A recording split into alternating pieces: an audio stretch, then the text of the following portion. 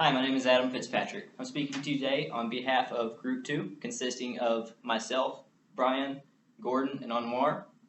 Today I'm speaking about the Archimedes principle, one of the most basic yet most vital principles of fluid mechanics. Archimedes' principle states that the buoyant force is equal to the weight of the fluid displaced. So what that means in mathematical terms, I have it here, is the buoyant force is equal to the volume of the object times the density of the water, and then times the gravitational acceleration.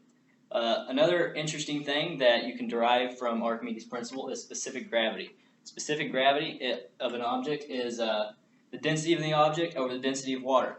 If your specific gravity is over 1, the object will sink. If it is less than 1, the object will float. Objects where the specific gravity is very low has a greater tendency to float than objects whose specific gravity is less than 1 but near 1. So basically what I'm going to show you is a quick example that I've prepared. I have an 8-pound bowling ball and a 16-pound bowling ball. And I believe Archimedes' principle, just as with any engineering principle, is best explained by a free body diagram.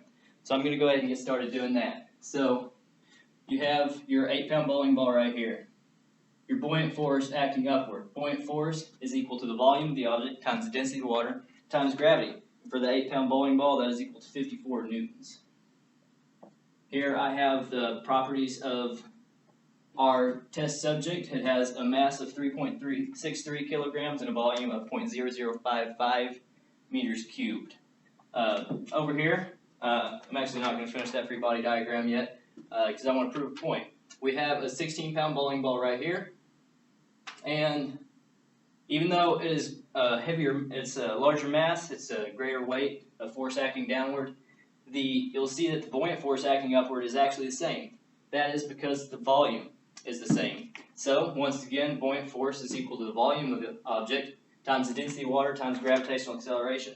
So, once again, that is equal to 54 newtons. Now, it's the force acting downward due to the weight of the bowling ball that varies. Actually, for the 8-pound bowling ball, it's obviously going to be half of what it is for the 16-pound. So I've prepared that, and that is equal to the mass of the object times the gravitational acceleration, and that is equal to 71.22 newtons for the 16-pound bowling ball and 35.61 newtons for the 8-pound bowling ball. Now you'll see for the 8-pound bowling ball, the buoyant force acting upward is greater than the force due to weight of the bowling ball. What that tells us is that the object's going to float. The weight of the water overcomes the weight of the ball, and the ball floats. However, for the 16-pound bowling ball, the force acting downward due to the weight of the ball exceeds that of the buoyant force acting upward of the ball, and the ball is going to sink.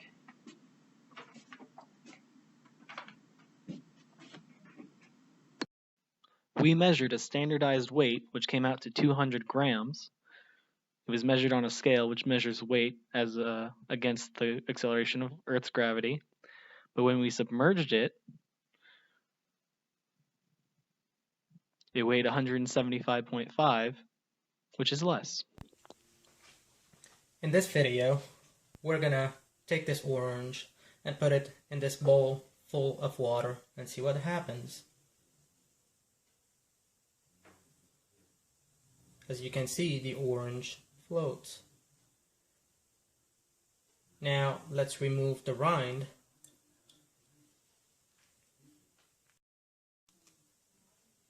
Put the orange back in the water and see what happens.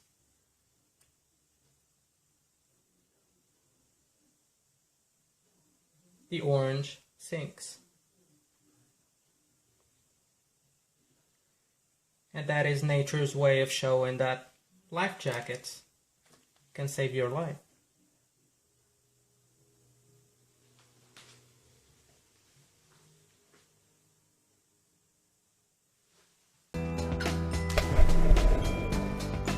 After the jump, they measured to see how far my mouth is above the water. 3.5 inches.